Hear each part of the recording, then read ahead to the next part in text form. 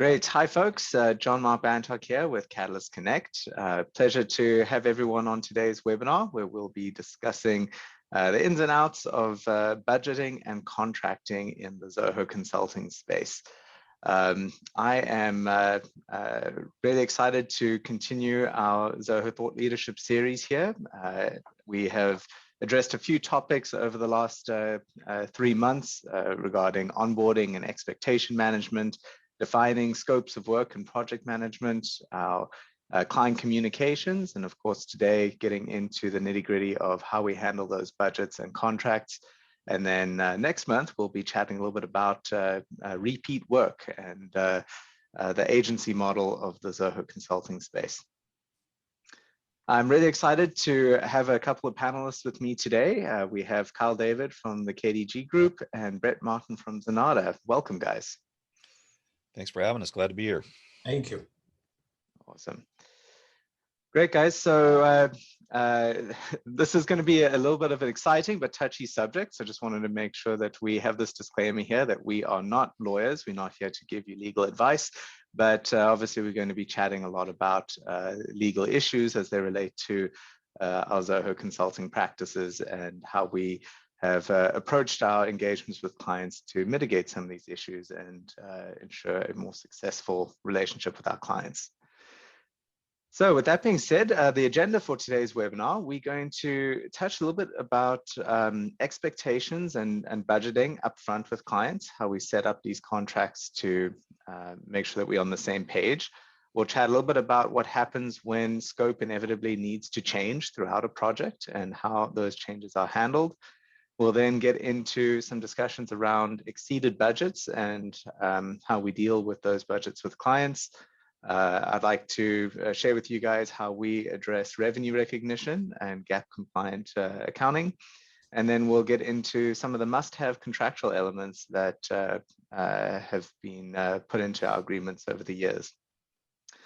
So with that being said, all good contracts equal better client relationships and increased profits. I think at the end of the day, recurring theme that we've had is that we really want to make sure that everyone is on the same page and there's good communication.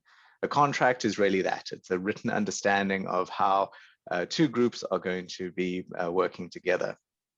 And really, this starts at the outset with that accurate scoping and engagement. And what we found is that in order to get a contract and a scope of work off on the right foot, we really need to make sure that we're on the same page. Now, for us, we've gone over in some of the previous webinars how we have a client portal, perform in-depth reviews on a client's business to understand their processes. That may flush out some of the potential gotchas when we get into specific use cases. So our number one point is to make sure that we understand a client's business. The second thing is when we are recommending solutions for clients, we try to provide as many visual representations of what that solution will look like. It could be a video, could be diagrams, images, or actual mock-ups or walkthroughs of what that solution may look like.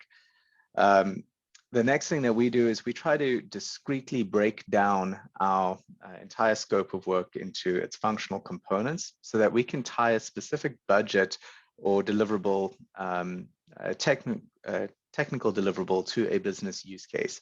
That way we can really break up these projects into some smaller elements and it'd be easier to track any additions or changes that may be needed for that specific process.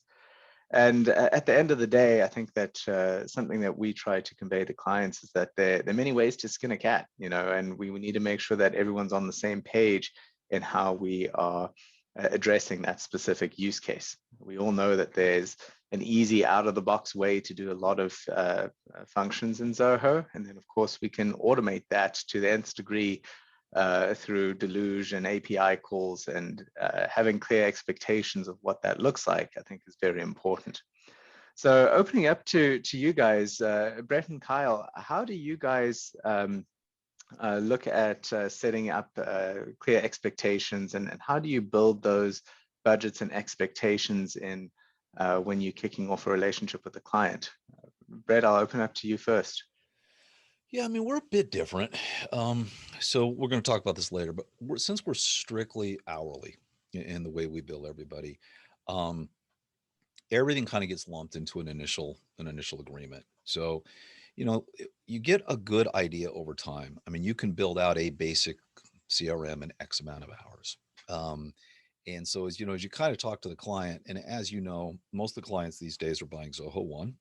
So that's then going to open it up to a whole bunch of different creep and a whole bunch of different other things that happen. So, the way we'll do it is I'll basically talk to them, go through it. And I guess there's an advantage to, having 400 clients, right? That you've done over the period of time, that you can kind of say, you've got a really good idea of how long each one of these things are going to take.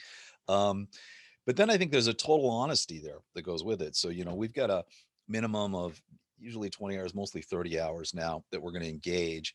And it's like, look, if you really, really just want to keep it to this, then you know what? It's probably going to be 30 to 50 hours, right? But I can tell you, just been talking to you, there's no way for us to have any good idea of how long this is going to go. It could be 70, it could be 140 hours, depending on how this goes. I said, so I always start with, let's do an initial 30-hour block. And on that 30-hour block, we're just going to focus on A, B, and C, because these seem to be your top priorities right now.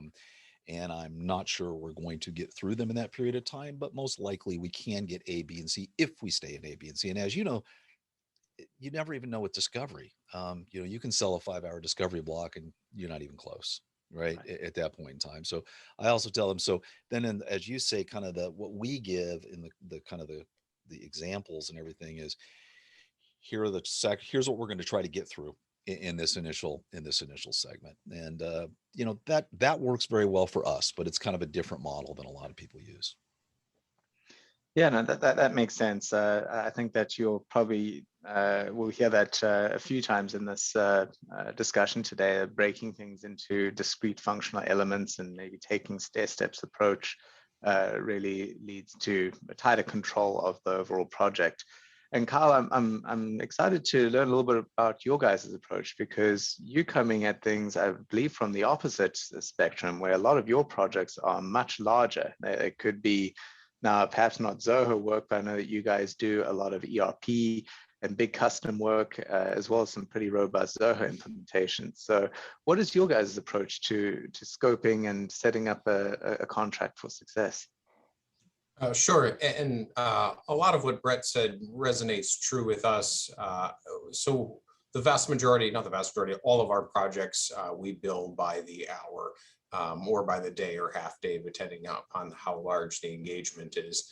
But with that being said, when it comes to expectation setting, I agree with John, both what John Mark and Brett, what you have said. It is about making sure that there's a good working relationship first, and building a level of trust. So, some of our clients that have, grown sizably have started with relatively small engagements to demonstrate capacity, capability, and breadth of knowledge, particularly when it gets into, very, very discrete accounting issues or revenue recognition issues, or, very, very large big data problems to solve. And so our approach, as far as getting to a point of a good relationship, has been threefold. The first is writing a plain language contract. So yes, as we were sort of joking before, I did go to law school. I've been involved in over 20 cases as a expert witness or as a litigation consultant for sort of complex software litigation. But with that being said, what it all comes down to, it's not legalese. It's an understanding between two parties. And so, you sort of have to look at how these things fall apart as a way to understand how to make them better. And I've yet to be, involved as a consultant in a lawsuit where both parties were speaking the same language on day one. Usually there was two drastically mismatched set of expectations and a contract that wasn't interpretable by anybody without a legal degree. And as a result, the foundation was broken. And that's the same as any relationship. You can't expect to be a good spouse if you're not speaking on the same language with your partner. It's the same with a client. And so, as I mentioned, plain language contracts, being very upfront about, what the rules of the relationship are. But then we're also very transparent about our values. We are overstate them multiple times to our clients ahead of time and say, hey, if this is the, if these are the sort of folks that you want to play with, here are the rules that we play by. And one of those things that comes into play with respect to contracts is honoring and respecting people we work with. And that means their time, their resources, their money, their own beliefs and values as well. And so, we've been in, as projects evolve over time, there are times where we get into a spat with a client or there's some misunderstanding. We always come back to, okay, are we respecting each other's time and efforts here? And by doing that, the contract almost becomes, the safety net if things were to fall apart. But the third thing that I think has helped us tremendously as an organization when it comes to expanding engagements is, what we consider to be the proof of concept. And that is that if a client wants to go in a direction, and Brett, you mentioned, I think something along the same lines, client wants to go in a certain direction that's a bit ambitious. Okay, let's set an artificially low upper bound of how much time we're going to spend on trying to get there and see, and then touch in with the clients. We may say, hey, we're going to spend 3 weeks on this. At the end of those 3 weeks, we're going to show you where we've gotten. And then you can decide, is the value per unit of time acceptable to you for this initiative?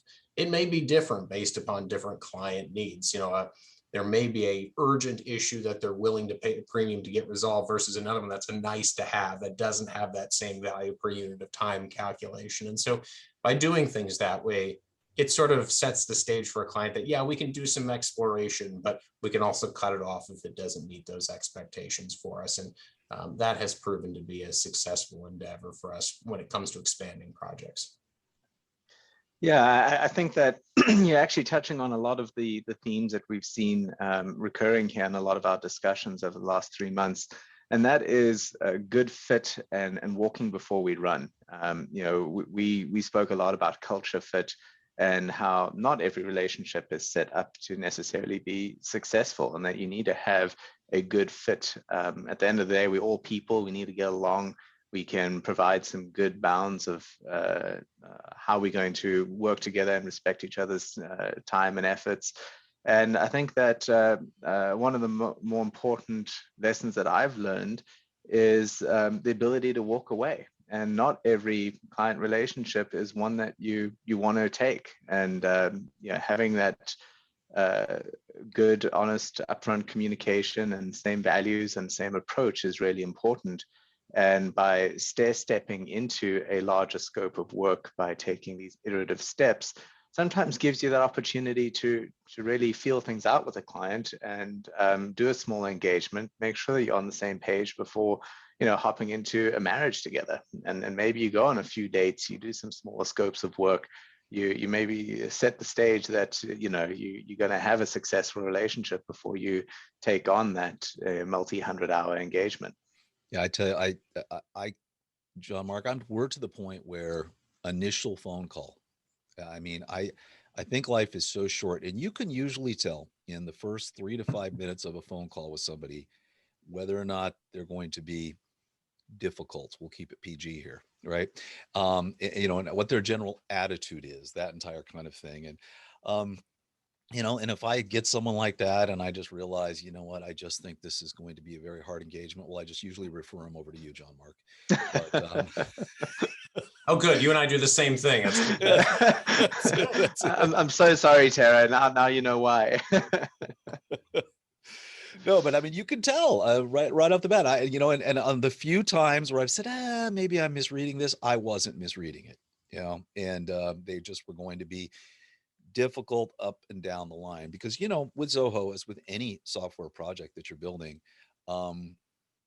you'll bump up against things. They wanted to do something that just maybe isn't going to be possible, right? And you need someone to understand that and go, okay, I get that. Well, here's your best workaround, kind of thing. And so, anyway. Yeah. And the other thing that I would add to that is that, as I tell our leadership team all the time, a successful company isn't one that has an abundance of incredibly smart, innovative ideas. They just have an absence of stupidity. You know, our job is to make sure we don't make stupid mistakes. Success is easy from that point forward, but too many people focus on trying to get the big deal, trying to wrestle a contract together, instead of focusing on, okay, what are the things that we shouldn't be doing? What are the dumb mistakes that we could be making with clients? Let's eliminate those. It becomes cake after that, I assure you. I think that that's a very smart way to look at it. I think that all too often we are looking for that home run and not just, you know, consistently hitting singles. And that's at the end of the day, I think what is going to prove to be a longer term success is getting the fundamentals down. And yeah, occasionally you will hit a home run and that's fantastic. But you know, if you look at it in the world of investing, you always want to just make money every year. You just don't want to lose money. And by taking big risks and always swinging for the fence, you may lose, you know, far more often than if you were to play it a little bit more conservatively and get the fundamentals down. And having that rigor is and discipline to kind of keep focused is easier said than done, because we all like to hit a home run, but I think that it is really important to kind of focus on the core business and core operations and have that down pat first. So let's segue a little bit into what happens inevitably when there is scope creep and change orders. You know, we get into an initial SOW and there is a miscommunication in expectations, or perhaps what the client initially outlined isn't ultimately what they need. You know, maybe you bring in other stakeholders in their firm, and what the initial point of contact mentioned is not ultimately what the team needs. And so here are some of the things that we do to help prevent that scope creep, or at least get on top of it very early. And some of, I think, the elements of success here are holding very frequent meetings and making sure that we have a client involved in the project from the get-go. And this is probably more on the previous slide, that in order to have be on the same page in terms of expectations and budget and understanding of what the engagement is, we really require that we work with a singular point of contact who's a decision maker, who's involved in the project, who understands their business. And that way, as we get into discussing some of these solutions, they really bought into what the software can do out the box, what can be done custom. We chat with them very frequently about the nuances of their processes, so that there's a mutual understanding of what the business need is and what the technological capabilities are, and what kind of lift is needed to meet that need. And if we have very frequent meetings with clients, we bring them into the process early on, where we are explaining and teaching the functionality as we are building it, we find that we're able to come up with better solutions from the get-go. The client has a better working understanding of the system throughout the project, and that really helps keep scope creep in check, in a way, in that we tell the clients that, look, we are here to deliver you a win based on your identified needs for this SOW, whether it's the key pain points that you want mitigated or key objectives that you want achieved. We are here to try and deliver those on budget and on time. And you know, we're a very creative group. We love to be yes men and say, absolutely, we can do that. But it's also our job to say, no, we can do that later. And we have kind of a staging ground for a lot of those nice to have features that inevitably pop up. So as we have these weekly meetings with clients, we make sure that we're documenting everything. We record all the calls.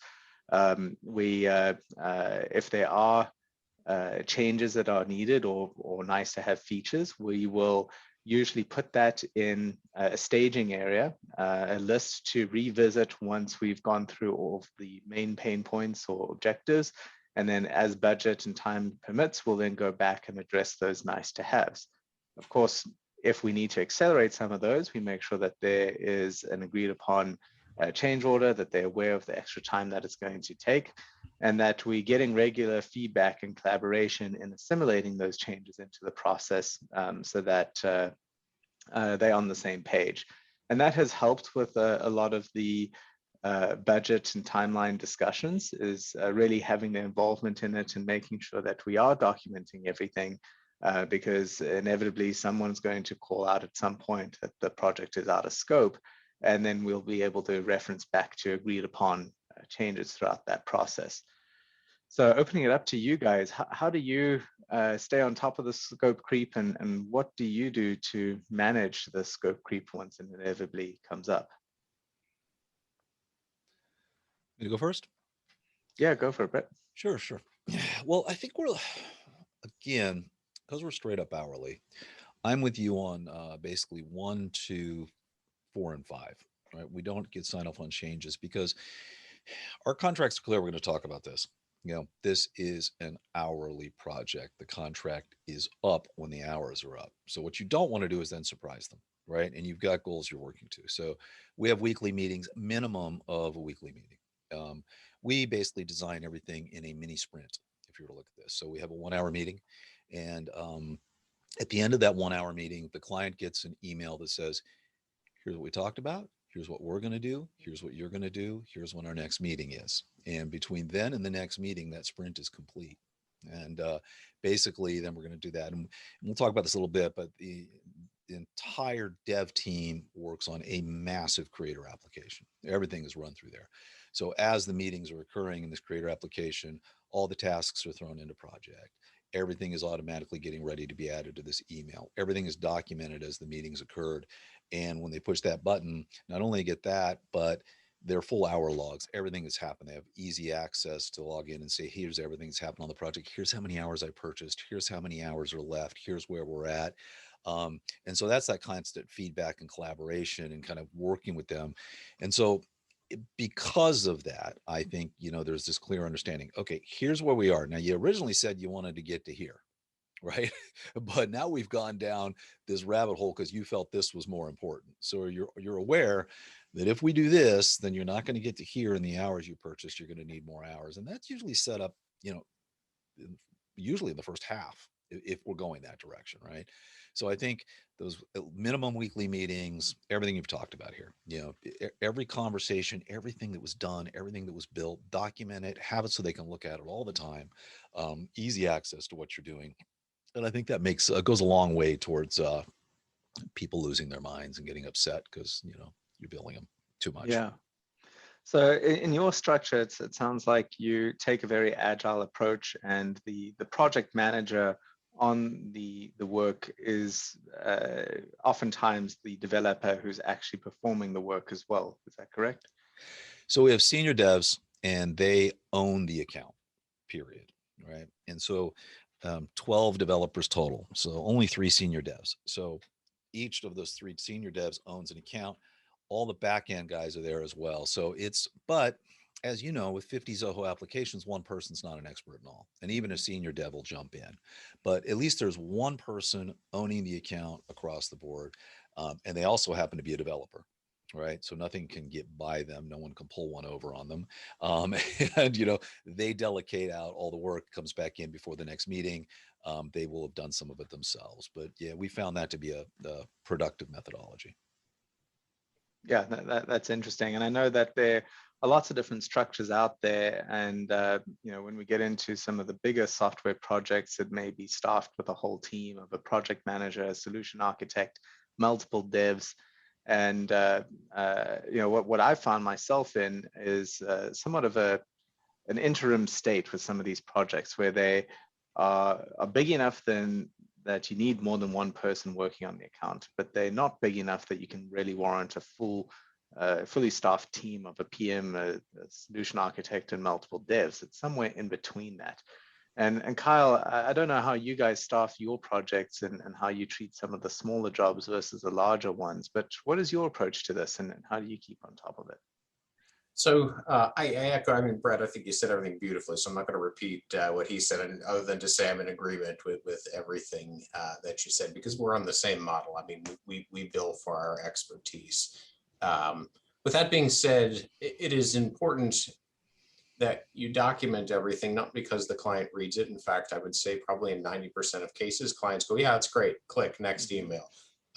What you're doing though is you're demonstrating accountability. You're demonstrating the fact that you can provide, great exploration services for the time you spend. Because ultimately speaking, I mean, our project teams probably run a little bit larger, but you've got 5 to 7 people from KDG on a phone call in certain cases. That's a lot of money for that 1 hour phone call. We better be worth it. And we better demonstrate that it was worth it to have those people on the phone call. And that's really where the documentation comes into play. With respect to scope creep, I mean, again, because of the business model we run similar to Brett, we don't run into scope creep, so to speak. We run into expectation creep of, you have a client that, expects when they say set up my CRM, it also means, build me 3 AI, bots to calculate, whatever, you guys understand. Those are the types of things that need to be mitigated a bit. But we're pretty hands-on with communication. And ultimately speaking, again, it goes back to the just try to not be stupid. Don't work, to hit home runs. And if we find a client we're just not gelling, we'll fold pretty quick and just say, I don't think this is the right relationship. And while that may sound a bit arrogant, I look at it the other way. We're doing both of us a service. Nobody wants to get into a contentious relationship. And so if we can head that off at the pass, certainly we refer them to you, John Mark. So the recurring theme, Brett and I talked before about how we handle it. But the only thing that I'll say, and I mean, as I said, I've been involved where a lot of, larger software engagements fall apart and they end up in a courtroom. And, generally we're advising counsel on one side or the other. I heard a great quote from an attorney that we worked with who said, hey, if you're running a business of solving problems, you're doing it on fixed fees, you're running an insurance company, you're not running a solution company. You're hoping to heck the policies you write, you're able to follow through on. And that's true. And that's truly where most of these things fall apart. The insurance company didn't do their job right, and all of a sudden the client's PO'd, and before you know it, it ends up in a adversarial situation. Yeah, that's very interesting. So I think that is kind of a good segue then to this, which is perhaps different perspectives here. I'm hearing that taking this iterative, collaborative, hourly approach, perhaps asking for more money is not a bad thing, because that means that you're able to go further, you're able to solve more, lean into some of those expectations a little bit heavier and deliver a win for the client. So maybe we can chat a little bit about that, when asking for money is actually a good thing and clients are receptive to it, and when perhaps it's a bad thing. And maybe what it comes down to is that insurance policy. And if a client is expecting certain results out of that fixed bid quote, and there's a miscommunication or missed expectations, then it can be a problem asking for more money. But perhaps taking this smaller iterative approach to the deliverables, approaching the relationship as a partnership, it can be actually a good thing that you are now asking to add more value and tackle that next piece. Certainly, this has been our experience in some of, we shifted almost entirely away from doing fixed bid work to doing hourly engagements as well. And we try to break down our deliverables into these smaller functional pieces so that we can take things in a more iterative approach, show consecutive wins, and then it doesn't become an issue as much asking for more money, because there's a standard of care and delivery, and they know that there's going to be another win behind that extra tranche of money. Some of the lessons learned for us, though, is that you got to be careful about also doing work on credit and keeping on top of funds.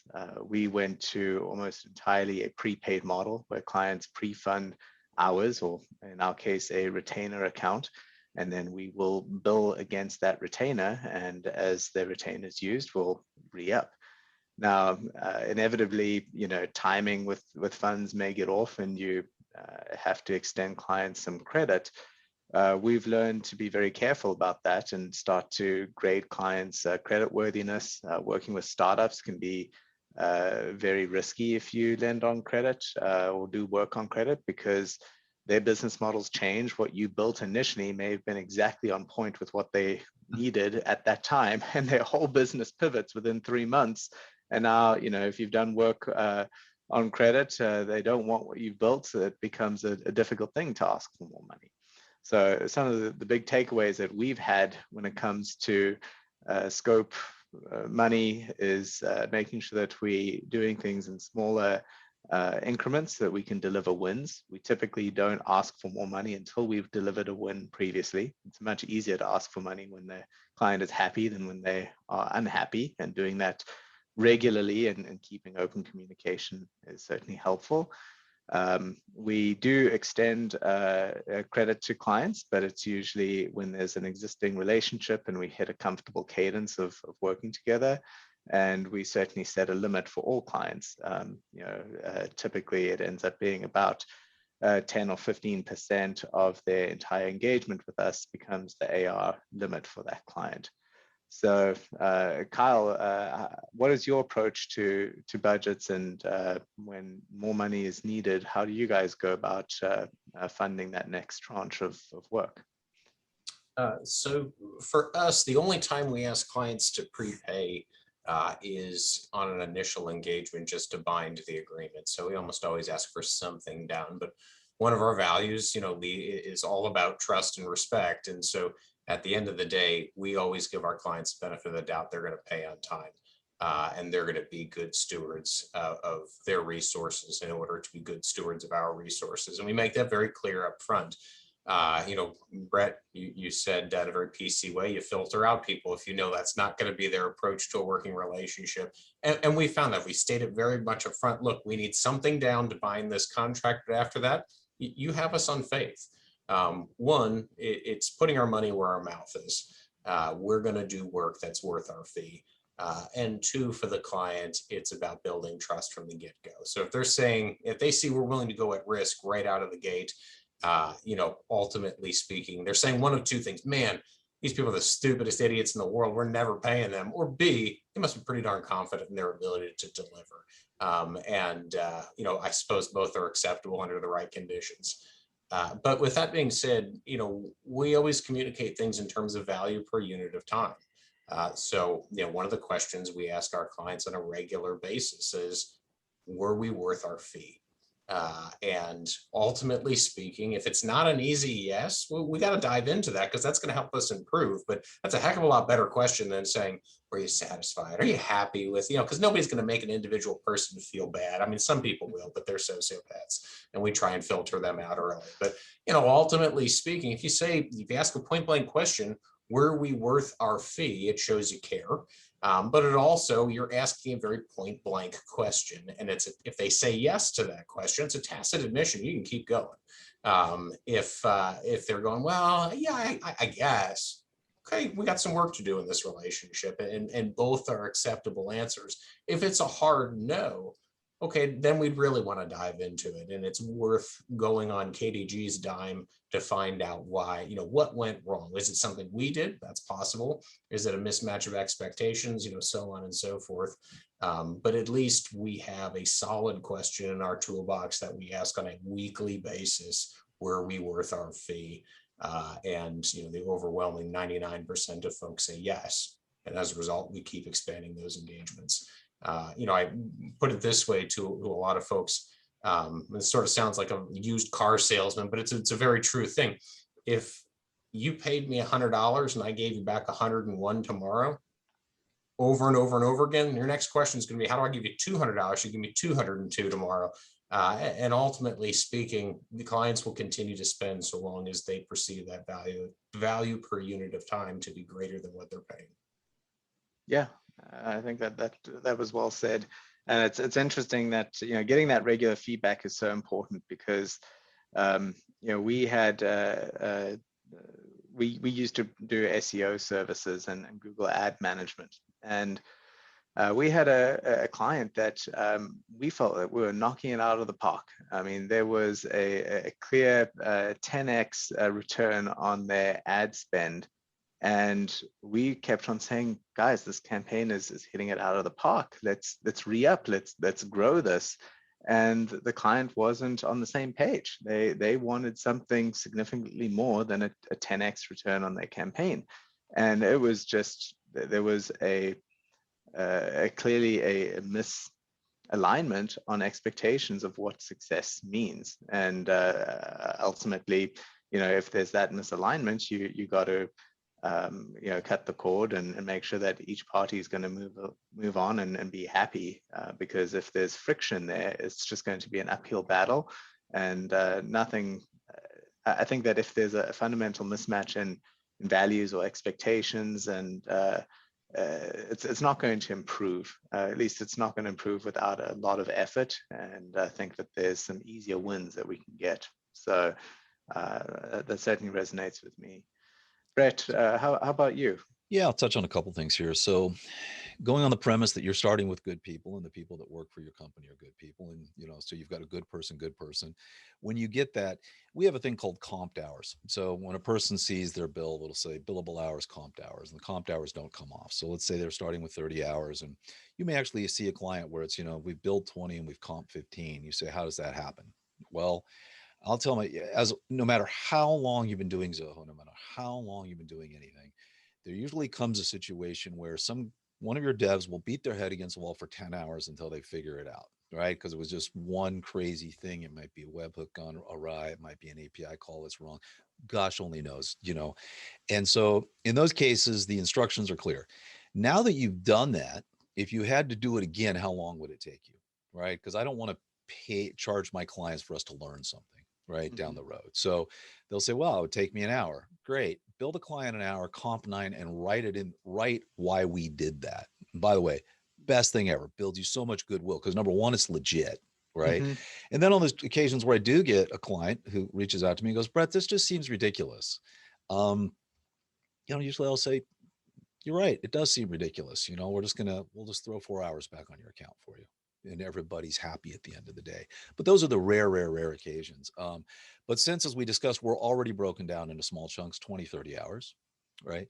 All that is due up front before the engagement ever starts. And we have a system, it's very, very automated. So our naming conventions for our deals would be the client name, the amount of hours, and then SOW1, scope of work 1, right? And so scope of work 1, everybody's paying up front. You've got it. And then the senior consultant is going to say, well, we've gone through 18 hours and we've gotten this far and it looks good. We've still got much to go. Should we do another 20 hours? And they say yes. And we have a button, and they click the button in the deal and it makes a new deal, takes the leftover 2 hours, adds it to the new deal, zeroes out that deal and sends them an invoice. Okay, right. I mean, it's literally click. So the invoice is automatically sent out. It's due on receipt. After about the second or third tranche, I'm not really paying much attention. They're solid for it. They pay. We have some Fortune 100, Fortune 50 companies that they're 60 to 90 days. I mean, literally we'll have 3 SOWs gone and they're paying back, they're catching up on the ones that are before it, but it's a massive company and they've got their process and it's got to go through. Dell's got a thing where they pay 90 days after the date of where they call it a collection. So if you invoice them in January, well, that's the collection period. And then that collection period starts February 1st and they'll pay you 90 days from February 1st. Great.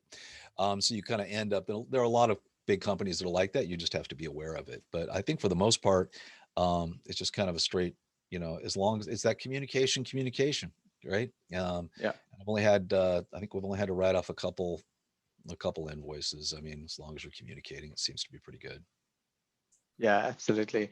I think that we actually follow a fairly similar process when it comes to reflecting everything to the client. So we have clients fund a retainer account. They'll know that they have for instance, a $5,000 balance on that particular project. We log all of our time. It's all transparent through a client portal. And Brett, much like you, we will have billable versus non-billable time. And I think that that is really important to show, because it is inevitable that we're going to have to do some research into how, if something isn't working, is this a code bug? Is it a Zoho bug? Was there an intermittent problem with a server that a webhook misfired? Who knows what it is? And sometimes, yeah, that small issue can take a few hours to resolve, and we will typically break down that time component into research and then into execution for that specific task. And I think that to your point, showing those comped hours or those non-billable hours really builds a lot of trust and transparency in that relationship, and fairness at the end of the day. There will be times where there'll be a junior dev taking a task, and they're going to have to spend a few hours researching, or they may not be as efficient as what a senior dev would do. And the way that we handle that is we have that director who owns that client will do a review of all the hours and make an assessment of what portion of those hours should be billable or not. What is reasonable for that given task. So the way that kind of segues into our accounting side is this notion of GAAP accounting, or recognizing revenue when it's earned. And we did this to make sure that we were accurately keeping track of our liability at scale. We have a lot of clients paying these prepaid retainers, and we don't want to go on a shopping spree thinking that we have now earned all of that revenue. So we actually take a payment as a retainer. This sits on our books actually as a liability on our balance sheet. And then it's only once we actually deliver those hours in a billable way to a client that we generate an invoice and then pay that invoice with that retainer balance. What that does in our accounting systems, it essentially recognizes that revenue, and we get to reduce the retainer amount. It comes off of the balance sheet as a liability, hits the P&L as revenue, and the client can see all of this. What time is billable, what isn't, how that is being invoiced we invoice on a bi-weekly basis, and how their retainer is being reduced. So there's this transparency with what's going on. We found that has really mitigated 95% of any questions that we have on invoices now. In the early days before we provided that transparency, clients would say, hey, what was this $3,000 invoice for? And then we'd have to go hunt down the time logs and send it to them. And funny enough, David, Kyle, you mentioned this, that oftentimes having the documentation doesn't mean that they read it. They just like to know that it's there. And us providing that transparency to the time logs, I know, because we have analytics on this, clients don't scrutinize all the time logs, but the fact that they are there, that they can go and look at them at any time, builds a lot of trust, and they pay the invoices without necessarily scrutinizing them like they used to when we didn't have that backup behind them. So as far as, Brett, you have clients fund these hours ahead of time. Kyle, it sounds like you, after that first engagement, will get onto a regular billing cycle where you're invoicing for hours that are used. Is that correct? That's correct, yes. Yeah, I mean, and the way we handle this is there's a couple of things. One, you can talk about contracts in a bit. The hours have to expire. So if a person's buying hours from you, they expire after 1 year, right? If they're not used, they've got to go away. Otherwise, you get into just a big hot mess, especially in the state of California. California will tell you that your unused hours after 2 years are owed to the state of California, 100%. Oh, It's the most people know. It's insane. So, but when so basically what happens is we get to the end of the year, and here was our revenue, because here's what we received, right? But then I'll run a report that says here were the unused hours for the year. And basically those unused hours then, get deducted from our overall revenue because we haven't recognized that revenue yet. So the accountant will take care of that.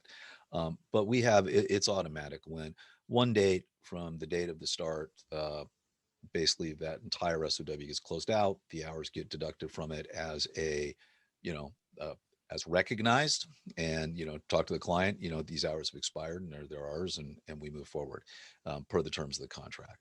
And you kind of have to do that. Otherwise you can get in some, big trouble. Now, all that being said, client calls me up and says, oh man, gosh, I thought we had 5 hours left. I'm like, sure you do. And I'll spin them up 5 complimentary hours on a wholly separate SOW, right? And say, you're fine. I mean, but from an accounting purpose, man, you got to close that stuff out. You're going to get crushed. Yeah, absolutely. Kyle, You know, can't. you guys live in the whole accounting world, right?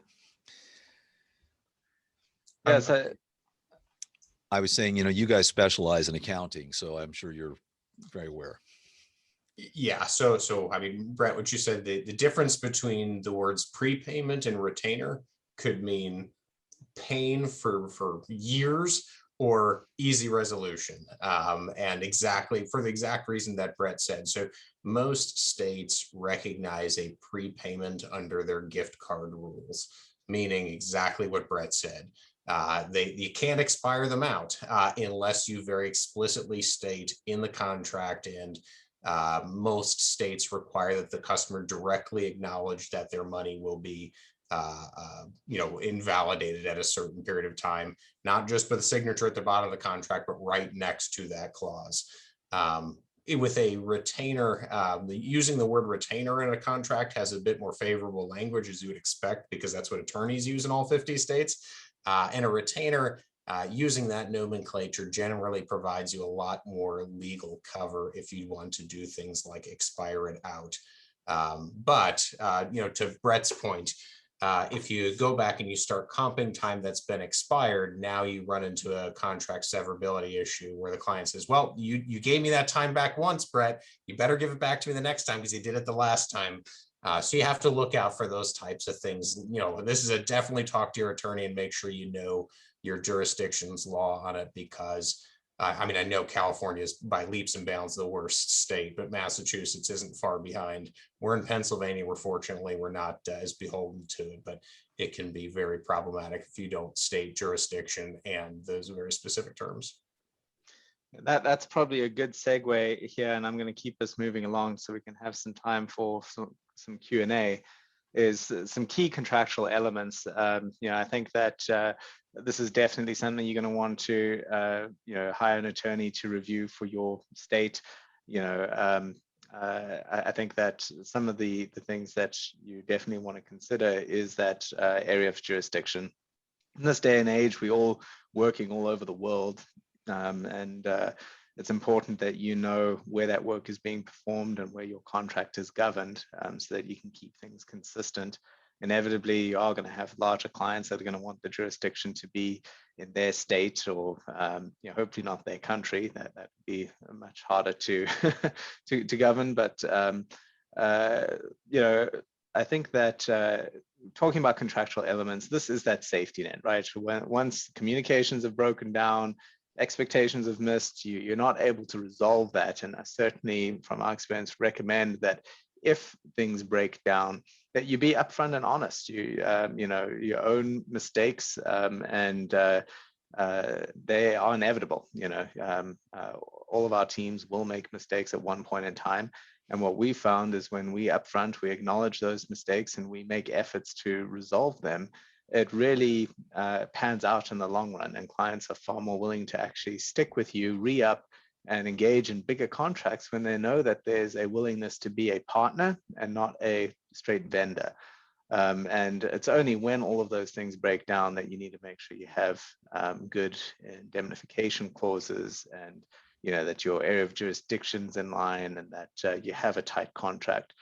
So I'm not sure how deep we want to get into some of those saving grace clauses in contracts, but what is your guys' approach to this, and are there any I think critical components that you think should be addressed in a contract that have saved you guys or been a good level of comfort knowing that it's there?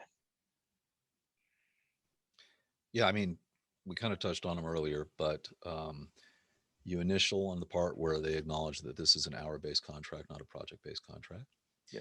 You initial on the part that their hour is going to expire. I don't have them sign, Kyle, but they initial. And I mean, those are the big parts, right? And then you sign. You know, I mean, then basically you and I think the biggest clause for us is we assume no liability for anything that happens to their business if we caused it or not. Which, by the way, is a crazy contract, but I had a lot of lawyers look at it and rewrite it and rewrite it and rewrite it. But, you know, we're in a business where one small little screw up can cause them a lot of pain and suffering, right? You can actually do some serious damage to a client.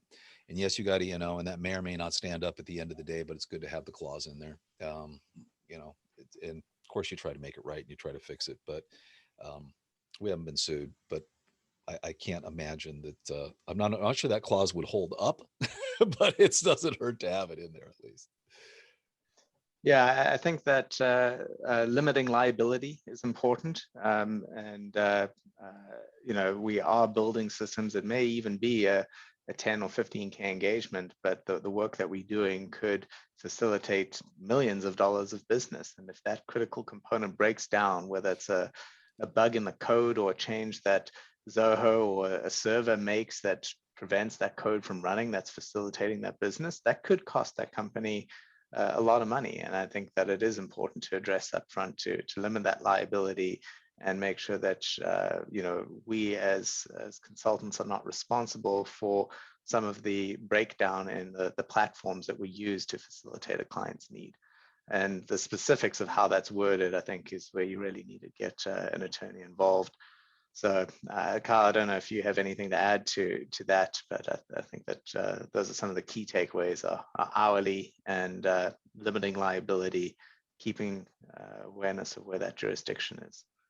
Sure. I mean, I would add the holy trinity of service-based contracts: venue, what state is it going to be litigated in, indemnification, limitation of liability, you know, exactly what Brett said. And then you also have to understand, if you're working inside of Zoho, you better have a very tight third-party liability clause in your contract, meaning if Zoho has a problem, they're not coming after you, or if they are coming after you, you have the right to try and subrogate that loss with Zoho, or at least deflect it off in an initial motion. So that's, I mean, those are key things. What I would say, what people don't think about in this is that the person that wants you to not be sued the most is not you, it's your insurance company.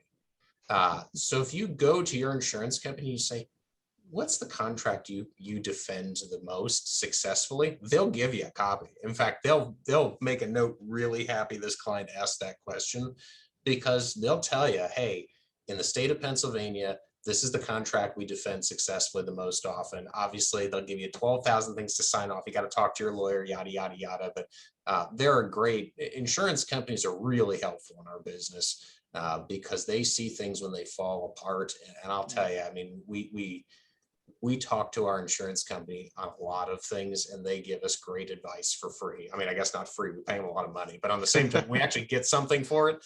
And that is just such a huge benefit to us. So I would highly encourage, you know, you have an agent and a company that really understands the space of all the different nuances of cyber liability, but B, talk to them, because they will help you. I think that is a great place to turn, and an interesting takeaway. So I know that we've addressed a lot of these things here on this previous slide, but Kyle, I appreciate that insight, because that's probably one of the first things that I'm going to do is chat to my insurance company and get their insight into our contract and see if there's anything that we should be aware of.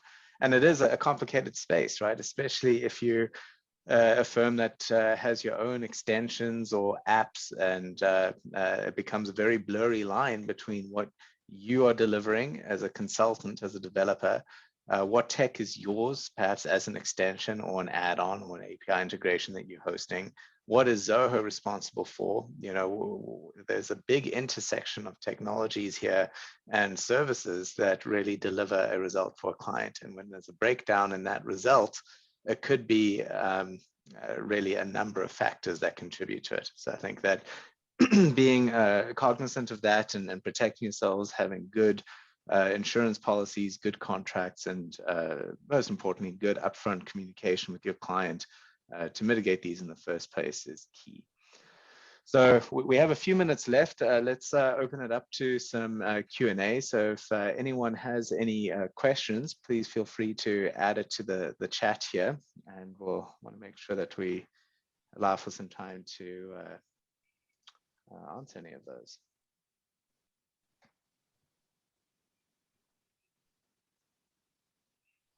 While we're waiting for folks to come in, Kyle, I'm curious, kind of segueing into this insurance question.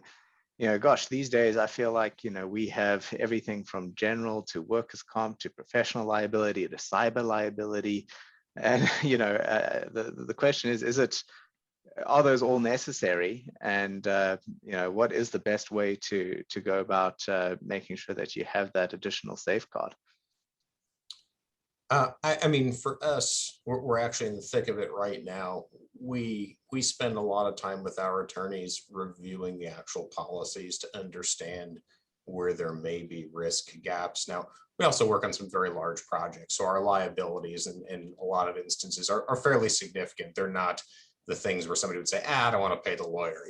Most of the cases, the lawyer is well worth the investment. And so just understanding where those gaps are and what your full scope of risk is. Again, you can't beat a good attorney and a good insurance agent who really know this stuff cold. Fortunately, the insurance agent usually works for free. I mean, they get a commission on their sale, but if they know what they're doing, they're well worth it. And, spending a couple of days with an attorney to have them do a good review, boy, that's well worth the time. And I think that in my experience, focus on what your core competency is as a consultant, and don't try to hack it yourself. You're going to waste far too much time putting together a subpar contract. It's worth it to get a professional involved.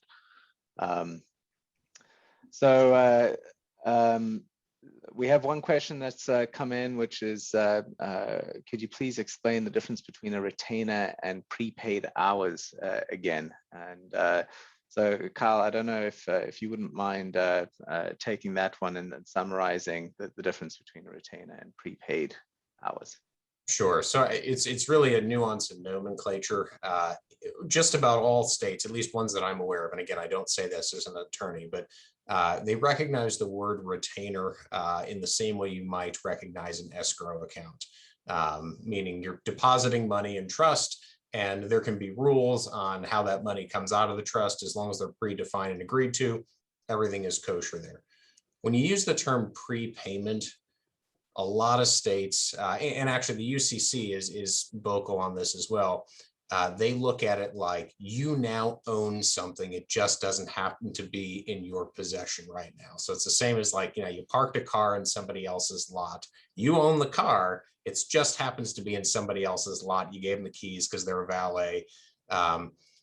Trying to expire hours on something you call a prepayment, you really can't expire them. You have to show that you did something for the time. Even if it's minuscule, and a lot of contracts get away with it by saying administrative fee or something like that. I mean, it's what a lot of banks do.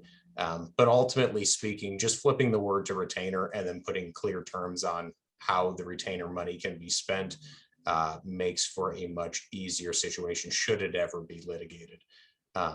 Prepayment is just such a tough word because it effectively says that you've already bought something.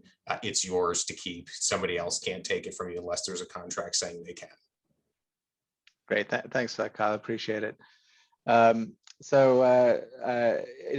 terms of insurance policies and that, we have another question about indemnity insurance policy cost and providers. That's going to be so variable based on the services that you render, the size of your company, the state that you're in. I can tell you that we've gone through a few different providers over the years. A couple that we have chatted to have been Tech Insurance or Philadelphia Insurance.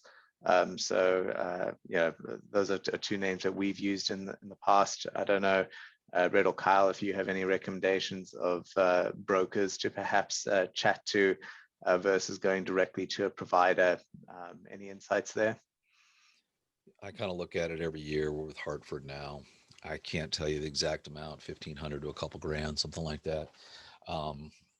Maybe it's more than that, I'm not sure. But yeah, you know, basically you give them everything, you tell them what you do.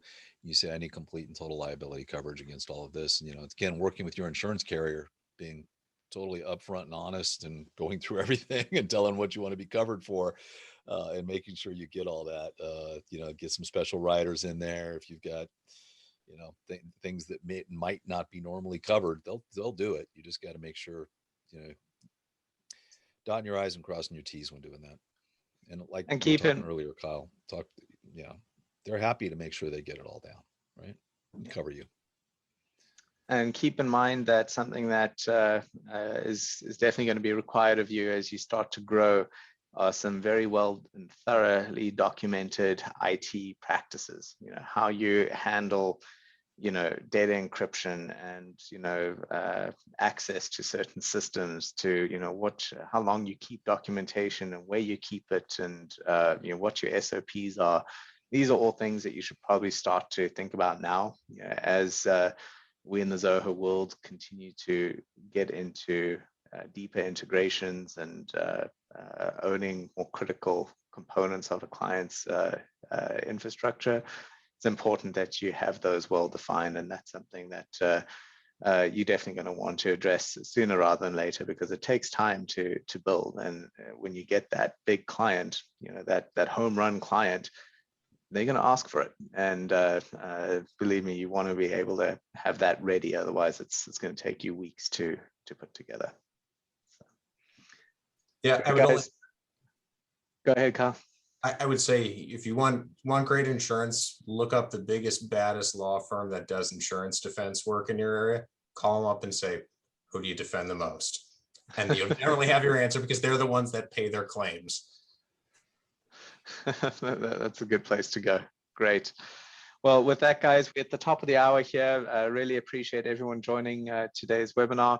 We'll have the recordings available to go back and reference. Kyle and Brett, thanks so much for joining today. Pleasure to have you guys. And please feel free, if you have any questions or would like to get in touch, to schedule a collaboration call. I think at the end of the day, you know, we're all here to help and support each other, refer our problem clients away.